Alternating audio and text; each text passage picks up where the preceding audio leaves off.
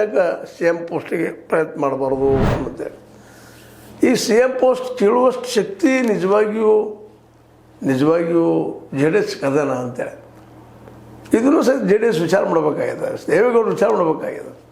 ಯಾಕಂತಂದ್ರೆ ದೇವೇಗೌಡರಿಗೆ ತಮ್ಮ ಲಿಮಿಟೇಷನ್ ಏನು, ಇರು 2 ಸೀಟ್ ಬಂದವು, 2 ಸೀಟಿಗೆ ಒಂದು ಕೇಂದ್ರದಲ್ಲೇ ದೊಡ್ಡ ಮಿನಿಸ್ಟರ್ಶಿಪ್ ಉಕ್ಕು ಮತ್ತು ಈ ಮಿನಿಸ್ಟರ್ಶಿಪ್ ಕೊಟ್ಟಿದ್ದಾರೆ ಅವರು, ದೊಡ್ಡ ಮಿನಿಸ್ಟರ್ಶಿಪ್ ಅದು ಓರ್ ಆ್ಯಂಡ್ ಐರನ್ ಇದ್ದ.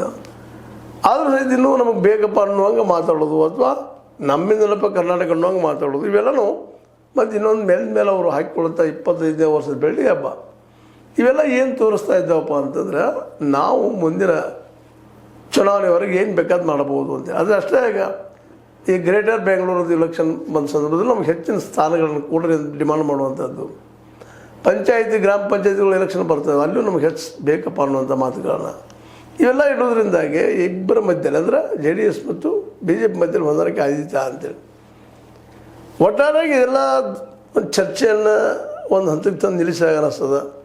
ಜೆ ಡಿ ಎಸ್ ಇದ್ದಿದ್ದು ಇವತ್ತು ನೋಡ್ರಿ ಇತ್ತೀಚೆಗೆ ನಡೆದು 2 ಕ್ಷೇತ್ರ ಆಯಿತು, ದಾವಣಗೆರೆ ಮತ್ತು ಬಾಗಲಕೋಟೆ. ಇನ್ನೊಂದು ವಿಧಾನ ಪರಿಷತ್ ಸಂದರ್ಭದಲ್ಲಿ ನಮ್ಗೆ ಕೇಳಲಿಲ್ಲ, 3 ವಿಧಾನ ಪರಿಷತ್ ಸಂಬಂಧದಲ್ಲೇ ಬಿ ಜೆ ಪಿ ನಮ್ಗೆ ಕೇಳಲಿಲ್ಲ ಅನ್ನುವಂಥದ್ದು. ಅಲ್ಲಿ ಅವರ ಅಸ್ತಿತ್ವವಿದ್ದಾಗ ಕೇಳ್ತಾರೆ ಯಾಕ್ರಿ. ಮತ್ತು ಇನ್ನೊಂದು ಪಕ್ಷ ಇವ್ರ ಪಕ್ಷವನ್ನು ಯಾಕೆ ಬೆಳೆಸ್ತದೆ, ತಮ್ಮನ್ನು ತಾವು ಬೆಳೆಸ್ಕೊಳ್ತಾ ಇರ್ತಾರೆ, ತಮ್ಮನ್ನು ಎತ್ತರಕ್ಕೆ ಒಯ್ತಾ ಇರ್ತಾರೆ. ಇಂಥ ಸಂದರ್ಭದಲ್ಲೇ ಜೆ ಡಿ ಎಸ್ ತನ್ನ ಶಕ್ತಿಗೆ ಮೀರಿ ಅಧಿಕಾರವನ್ನು ಡಿಮಾಂಡ್ ಮಾಡ್ತಾ ಇದೆಯಾ ಬಿ ಜೆ ಪಿಯಿಂದ. ಮತ್ತು ಇಲ್ಲಿವರೆಗೆ ವಿಶೇಷವಾಗಿ ಏನು ಮಾತಾಡೋದಿದ್ರು ಮೋದಿ ಅವ್ರ ಜೊತೆಗೆ ಶಾರ್ ಅವ್ರ ಜೊತೆಗೆ ಮಾತಾಡಿ ತಮ್ಮ ಎಲ್ಲ ಆಗಬೇಕಾದ ಕೆಲಸಗಳು ಮಾಡ್ಕೊತ ಬಂದಿದ್ದಾರೆ.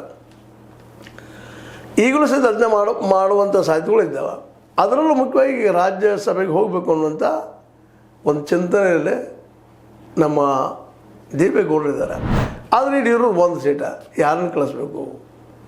ಯಾಕಂದರೆ ಇಲ್ಲಿ ಪಕ್ಷ ಉಳಿಬೇಕಾಗ್ಯದ. ಜೆ ಡಿ ಎಸ್ ಸ್ವತಂತ್ರ ಪಕ್ಷ ಅದ, ಅದಕ್ಕೆ ಬಿಟ್ಟು ಕೊಡುವಂಥದ್ದು ಇಲ್ಲಿಯ ನಾಯಕರು ಲೋಕಲ್ ನಾಯಕರು ಒಪ್ತಾ ಇಲ್ಲ.